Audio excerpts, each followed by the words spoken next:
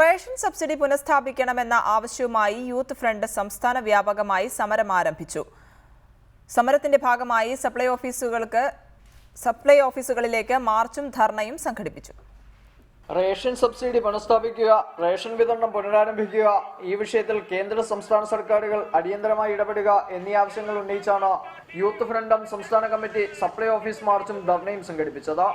ധർണ Kerala Congress M vice chairman Jose K Mani M P ഉദ്ഘാടനം ചെയ്തു. പക്ഷേ പുതിയ നിബന്ധനകൾ വന്നു കഴിയുമ്പോൾ നമുക്ക് കാണുവാൻ കഴിയുന്നത് 60% എന്നുള്ളത് കുറഞ്ഞ് 30% താഴെ എത്തിയിരിക്കുന്നു എന്നുള്ളതാണ്. അത് മാത്രമല്ല, നിബന്ധനകൾ അനുസരിച്ച് നോക്കുമ്പോൾ ദാരിദ്ര്യ രേഖയ്ക്ക് താഴെയുള്ള വളരെയധികം ആളുകൾ ഇന്ന് അതിൽ നിന്ന് ആ ലിസ്റ്റിൽ നിന്ന് മാറുന്നു എന്നുള്ളതാണ്. യൂത്ത് ഫ്രണ്ടും സംസ്ഥാന പ്രസിഡന്റ് സജി മഞ്ഞക്കടമ്പിൽ ഉൾപ്പെടെയുള്ള നേതാക്കന്മാർ മാർച്ചിലും ധർണയിലും പങ്കെടുത്തു.